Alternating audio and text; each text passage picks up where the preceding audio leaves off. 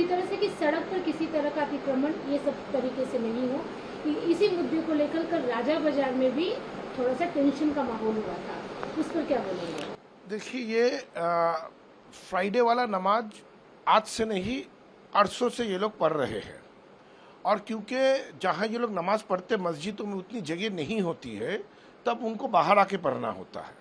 अब अगर इस पे कुछ और करना चाहते हैं सरकार के पक्ष से, तो इनके जो कम्युनिटी के लीडर्स हैं उनके साथ बैठना पड़ेगा, उनसे डिस्कशन करना पड़ेगा और एक हल निकालना पड़ेगा। अचानक बोल देना कि रास्ते में नमाज आप नहीं पढ़ सकते हो, तो नमाज पढ़ने की अगर अंदर जगह होती तो ये लोग तो बाहर पढ़ते नहीं, क्योंकि अंदर जगह नहीं है तभी इनको बाहर आना पड़ रहा है। तो इसका मुझे लगता है एक तो सोल्यूशन सबसे बातचीत करके जो सबके हित में हो, ऐसा एक सोल्यूशन निकालना चाहिए। कल मुख्यमंत्री ने एक प्रेस में मोबाइल फोन जो है वो सीज किए गए, बाकी जेलों में भी शायद हो सकता है इसकी जांच होगी, इस पर क्या बोलेंगे? कि अगर मोबाइल प्रेसिडेंसी जेल या कोई भी जेल में है तो अवैध है, तो वहाँ के जो एडमिनिस्ट्रेशन है उनको इसका खास ध्यान रखना चाहिए, क्योंकि मोबाइल वहाँ क्यों होगा? जो अलाउड नहीं है, जो अवैध है वो अवैध है। अगर इस पर सही तरीके से जांच और रोक लगती है और जांच भी होता है कि क्यों ऐसे हुआ, तो वहाँ के माहौल अच्छा होगा। अच्छी बात है ये कि जहाँ पे जो अवैध चीज़ें हैं वो अगर बंद किया जा सकता है, उसका प्रयास किया जा रहा है।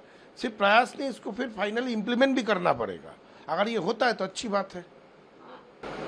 अभया केस जो था अर्जी करवाला, क्योंकि अभी वो जांच के दायरे में है, उसमें सीपी कोलकाता भी है, इंद्रानी बनर्जी भी है और डीसी नॉर्थ अभिषेक गुप्ता भी है। देखिए, आरजी कर वाला घटना बहुत ही दुखदायक घटना था। हम सब के आंख में आंसू था, सबके दिल में दुख था जब आरजी कर का घटना घटा है।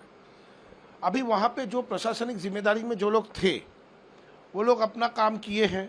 अभी नया सरकार आया है, अगर सरकार को लग रहा है कि नहीं, जो जांच तब होनी चाहिए थी वो जांच उस समय नहीं हो पाया है, तो जाहिर सा बात है कि वो लोग फिर से उसको जांच करने की कोशिश करेंगे। बहुत सारे प्रश्न रह गए थे, सबके मन में रह गए थे। अब अगर उस प्रश्न का आंसर, चाहे कुछ भी हो कि जांच सही से हुआ नहीं हुआ, प्रश्न का आंसर अगर सामने आता है, उत्तर अगर सामने आता है, तो मुझे लगता है कि ये नागरिक के हैसियत से हम लोग सबको आश्वासन मिलेगा। हम यूनिवर्स का जो हिस्ट्री अगर हम गो थ्रू करेंगे तो आप सबको दिखाई देगा, हमको भी दिखाई दिया कि कहीं भी साजिश, अन्याय, झूठ, कॉन्स्पिरेसी, ये सब लास्ट बात नहीं होते। हर वक्त फाइनली लास्ट बात होते हैं जस्टिस, न्याय, सच और पीपल।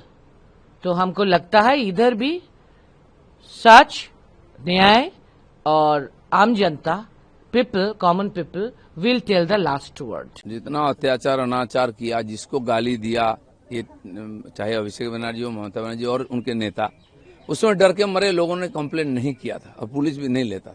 पुलिस भी तैयार है, जनता भी तैयार है, न्याय हमको दिलाना है सबको, पर होगा। दादा, फलता में क्या होगा? क्योंकि फलता में फिर से पुष्पा, फलता कोई बंगाल के बाहर नहीं है, कोई भारत के बाहर नहीं है। देश में अगर कानून की राज है, बंगाल में राज है, तो वहां भी होगा। हाँ, चुनाव बाकी है, जनता जिसको चुनेगा वो होगा, लेकिन जबरदस्ती लोगों को रोक करके चुनाव जीतने का जो परंपरा बंगाल में था उसको हम बदल देंगे।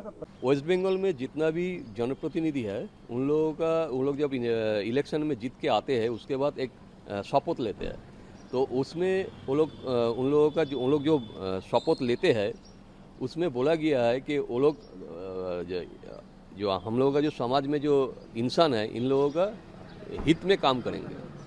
लेकिन अभिषेक बनर्जी जो स्टेटमेंट दिया है वो अनकॉन्स्टिट्यूशनल है और ये वन टाइप ऑफ क्राइम है। तो हम लोग इसको चैलेंज किया है, साइबर क्राइम में हम लोग रिपोर्ट किया है, एफआईआर हो गया, आज एविडेंस हो रहा है, तो उसके ऊपर ही हम लोग कंप्लेन किया है।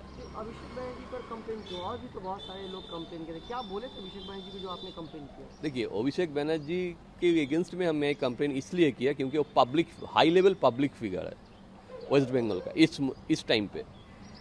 उसने वो जो बोला है कि 4 तारीख इलेक्शन का रिजल्ट निकले के बाद वो डीजे बजाएंगे, रविंद्र संगीत के साथ डीजे बजाएंगे। उसने बोला है कि अमित शाह जो होम मिनिस्टर है, हम लोग का रेस्पेक्टेड होम मिनिस्टर, वो 4 तारीख के बाद उनको देख लेंगे। ये कोई पॉलिटिशियन का लैंग्वेज नहीं है, ये एक गुंडा का लैंग्वेज है। मैंने उनके ऊपर कंप्लेन किया, ये बात सही है, लेकिन कोई भी पॉलिटिशियन, कोई भी लीडर का कोई हक नहीं है कि ऐसा कोई बात आप बोल सकते हैं, क्योंकि ये लॉ आपको नहीं परमिट करते हैं कि आप कुछ बोले ऐसा।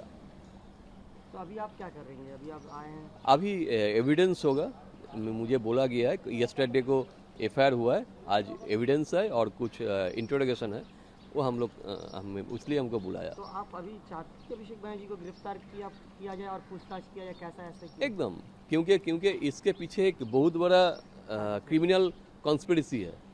वो कॉन्स्पिरेसी हम लोग कोर्ट में एक्सपोज करेंगे, किस तरह का कॉन्स्पिरेसी था, 4 तारीख के बाद किस तरह का कॉन्स्पिरेसी था, वो मैंने और मेरा एडवोकेट जो लोग है, आपका कलकत्ता हाई कोर्ट का अरिंदम सामंत, कलकत्ता हाई कोर्ट का अरिंदम बीट, आपका अलीपुर क्रिमिनल कोर्ट का राजदीप मजुमदार, और जिस कोर्ट में ये केस होगा वहाँ का विधाननगर कोर्ट का अर्पिता भट्टाचार्य, हम लोग पूरा रेडी है।